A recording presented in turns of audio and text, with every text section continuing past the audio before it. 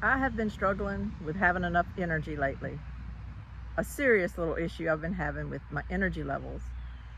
I first thought, well, it's because it's hot. Today it's 93 and overcast. We may have a little chance of rain today. We may, I hope so, but we haven't had it in a while. And so everything around my garden is dying. And I have felt like I'm dying with it because I haven't had any energy lately to do anything. And it finally hit me that I think I was getting low iron. I felt this way before. I felt drained. I felt like these tomato plants that are just withering.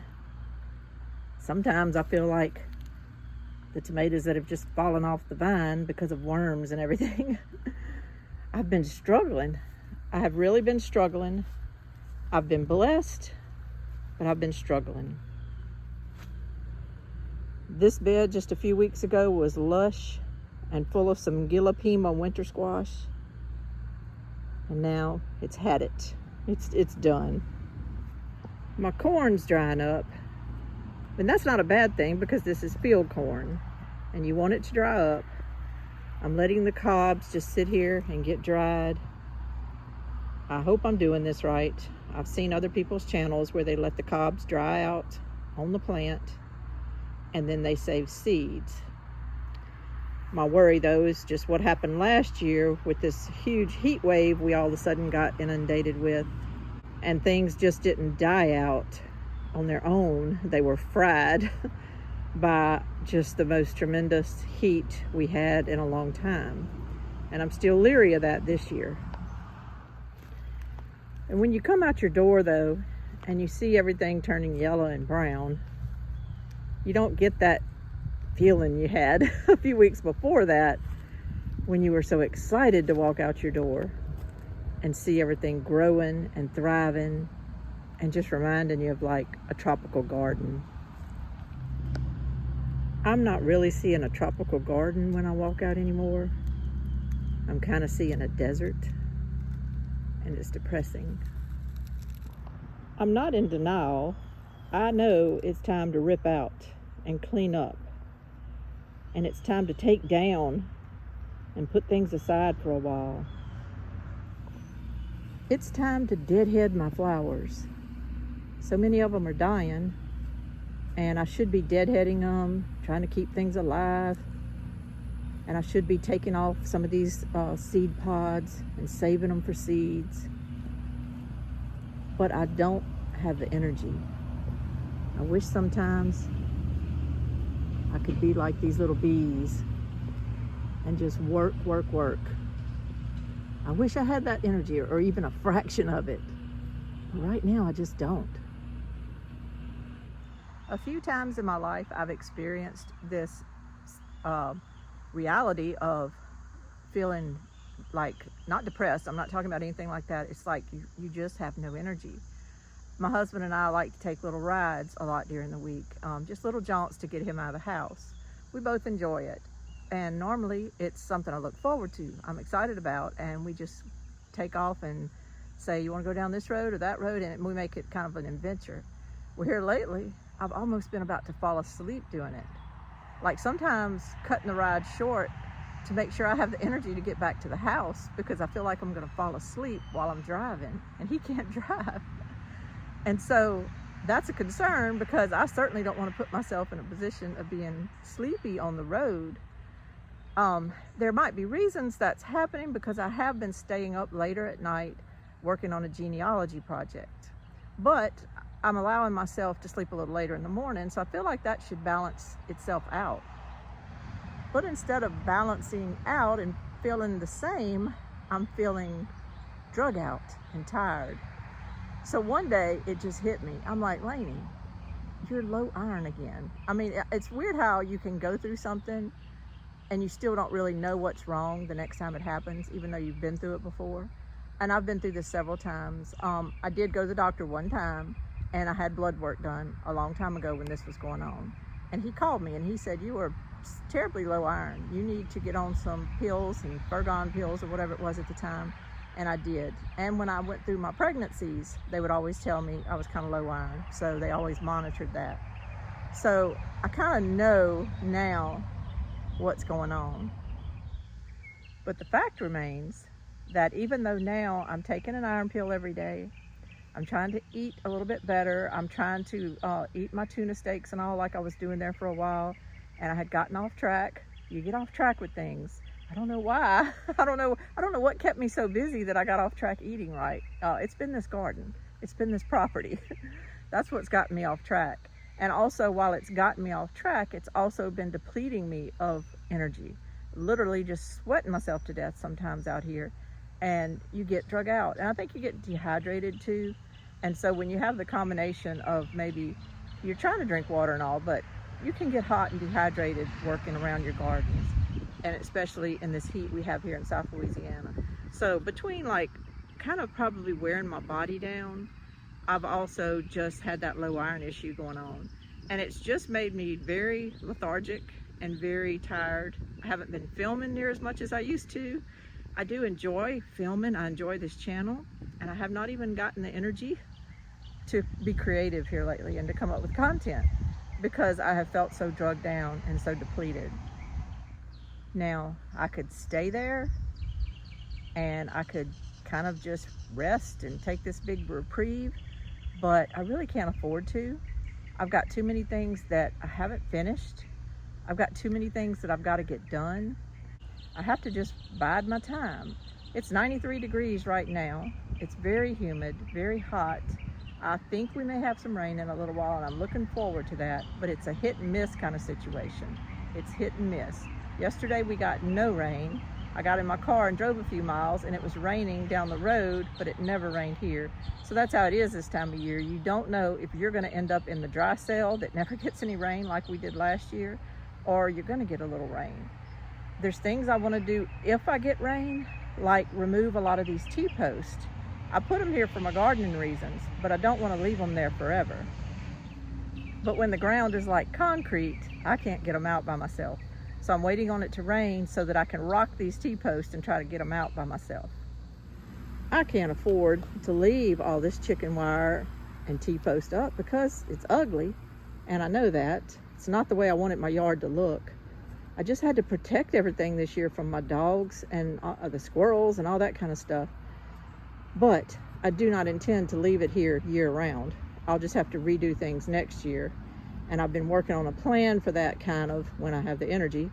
And that plan includes just condensing some of my areas and maybe not growing in as many areas as I did the last 2 seasons and trying to maybe spread things out. I have a weed issue along the side of my house that I really haven't had before, but all of a sudden, here they are. And so I need to take care of that. But I walk outside and I just think to myself in this 90-degree weather, not now. I'm not doing that now. No way. And I can run this channel differently. I can only show you the good stuff. I can only show you the beautiful, thriving plants and not tell you about the failures. But I want to be honest, my failure right now is just simply me and my energy level. And as I walk out and I see everything brown and crunchy and dying, I know it's going to take a supernatural spurt of energy from me to clean up a lot of this stuff. And I don't have it right now. And I think self-pity is a useless emotion and a complete waste of your energy. You can deplete yourself by pitying yourself. And yet, I felt those things. As the squash bugs have entered my plants and are taking down some of them, as my cucumbers are drying up, and as everything around me has just turned crunchy and dead, I think to myself, I wish I had a partner to help me with a lot of this. I see people on channels with their spouses that help them with everything. They both get out there and do things, or they do separate things, but together they're able to take care of everything around the property. The husband's out plowing, the wife's doing the canning. It just looks fantastic. It looks fantastic. And it causes me to think, man, what could I get done if I had that situation? And then I tell myself, oh my gosh, you're being ungrateful. You're not being appreciative of what you do have. And then I have to remind myself that a lot of that is my fault. No one made me plant as much as I planted. No one says I have to put up the food that I put up. No one says that. It's stress that I put on myself a lot of times, because reading the table of what's going on in the world, I feel like it's necessary. And I love it. I do love the garden and the planting, and then the planting, and then the growing, and I love the harvesting. But it can get overwhelming when the processing part starts, and when the taking out and putting new things in starts. There's always that pressure of you need to keep your soil covered with something, a cover crop, or do something, or mulch and all. Well, all that takes hours and hours of work. All that takes planning. All that takes energy. And sometimes you run into situations where you don't have that much to give. And so it's been hard to jump on here and go fake film something when I really know that I've had hardly the energy to even get out here lately and do. I have continued to process what I do go out and pick in the mornings and bring inside and process, but that's about all the energy I've had. And I want to just be honest about that. My situation, I'm pretty sure, is low iron. But a lot of people, it might not be low iron. You can simply just get overwhelmed. If you're a content creator, you can kind of feel like everything needs to be an Instagram post. You can feel like you need to keep everything perfect looking. Even if it's not perfect looking, you can feel like you need to be an expert on every worm there is, every bug there is, every type of blight there is. And I'm none of those. I'm just a person struggling to keep her head above water with all the tasks that I have to do. And sometimes I do, though, give in to that feeling of needing to have all this creative content and good video footage and things to put on here. But in reality, sometimes it's just not happening. And if you're not a content creator, you can watch all kinds of stuff on YouTube channels, and you can just feel the pressure that, oh, all these other people are making these great gardens, and where's my great garden, you know? And how come I'm not putting up 235 jars of tomato sauce? And how come I'm not putting up 65 jars of corn? And it's like, don't worry about it. Don't worry about it. That doesn't happen for everyone. And even for the ones that are doing things like that, most of the time they have help. Whether it's a spouse that gets in there and just kicks it with you every day, or whether it's some kind of intern or a grandchild even coming over that helps a lot, or some people have paid employees, or if they don't have paid employees on their farms on social media, a lot of them have paid employees to help kick out their social media and kick out their videos and do all their posting across multiple platforms and all this kind of things, and they have some help with that. Not a bad thing, and I'm not criticizing anybody. But your average Joe, and I consider myself an average Joe with all this. I'm just me, running a household, running a couple of acres of property. I'm a grandmother, I'm a mother. I cook every meal at this house. I have no help to cook meals. I cook every meal. And I'm just trying to keep my head above water. So I'm average. I look at myself as completely average, a lot of times below average, because I feel like I'm not able to accomplish all the tasks that I want to accomplish. I'm not able to keep those beds looking good. I'm not able to keep that soil rich and with all these micronutrients in them that soil always needs. I'm not able to keep up with everything, and that's okay. Like my low iron, you have to do something about it. With my yard, what I'm going to do about it is I'm going to do the best I can, and that's it, and that's all I got. I'm going to do the best I can to clean up some of these areas slowly over weeks. If somebody comes over, they're just going to have to see a messy yard right now. I can't live my life worrying about what somebody thinks if they come over. I've got to bide my time and bide my energy, because you can't get out there and deplete yourself again while you're trying to build back up your energy. And I'm going to ignore the fact that all my sunflowers are falling over, and that things are dying, and that things aren't looking as pretty as they did a week ago. And I'm just going to say, you know what? I'm going to get to things when I can get to them. I'm going to get to things when I can get to them. And I'm going to enjoy little pretty things like this butterfly I'm trying to chase here. I'm just going to try to enjoy what I can and let some of the other go, because I just can't control everything right now. I walked outside and saw this hibiscus bloom this morning. It's the first bloom of the year on this plant, and I actually had thought this plant was gone. I bought it last year, and then it went to being twigs, and it went to breaking off, and it just went away. And I thought it was done. And then all of a sudden this year, a shoot came up from the ground. Let me show you. A green shoot came up by those dead twigs, and this hibiscus plant rose out of the ground and today put on this flower. And guess what? It did all of this without me. I had given up on it. I thought it was too overwhelming. I thought it was gone. I thought I hadn't done enough. Self-doubt, self-doubt. You didn't fertilize it. You didn't take care of it. You wasted $10. You shouldn't have done that. You shouldn't have done that. And guess what? Here it is back. It's fine. It didn't need me.